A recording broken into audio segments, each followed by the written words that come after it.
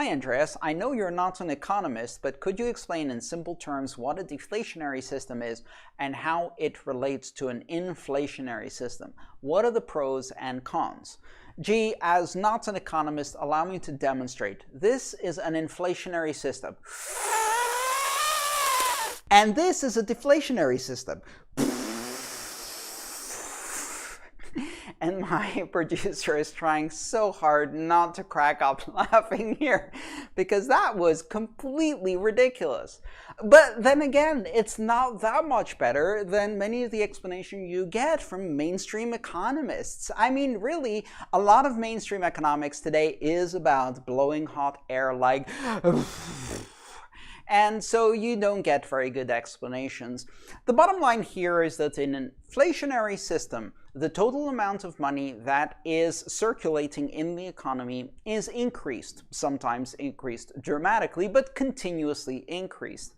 As a result, if you think of money as a metric and you think of the global economy or whatever economy you're using in the context of that money as the total amount of actual value being transacted, then if you look at money as a metric, you simply divide the global economy by the amount of money that circulates, and you get a fraction of that value corresponding to each unit of money. You take, for example, the $114 trillion US economy, or whatever the number is right now, and then you divide that by whatever number of dollars are available, and you get a value per dollar that corresponds to actual economic activity, whatever that number is. So you can imagine if you're increasing the divisor, if you're producing more money, then you're taking the same amount of economic activity and you're just dividing it into smaller and smaller pieces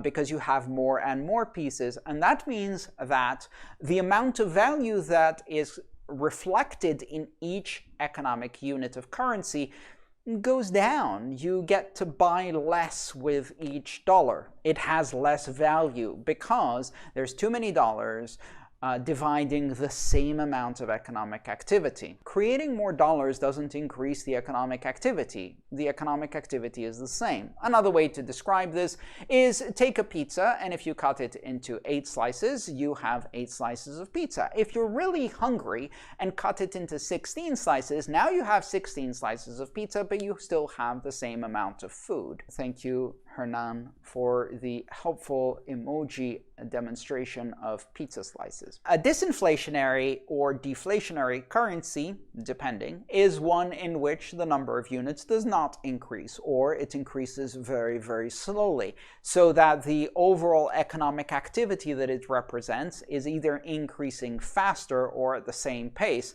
which means that you are not dividing by a greater and greater number. You're either dividing by the same number, or the thing at the top of the fraction is going up as well as the thing at the bottom of the fraction, and as a result, the overall number remains the same, the ratio of economic activity to monetary units. A deflationary system is where the amount of units is actually decreasing. A disinflationary system is one where it is either not inflating as fast as the economic activity, or it is deflating slowly against the economic activity. Of course, Bitcoin is a disinflationary system because there is inflation. New Bitcoin is being created. It's just being created at a rate of less than 2%. And as a result, that is usually less than the increase in the value of the economy of the Bitcoin space. Thanks for watching. If you'd like to support me, please consider subscribing to my channel and supporting me on patreon.com.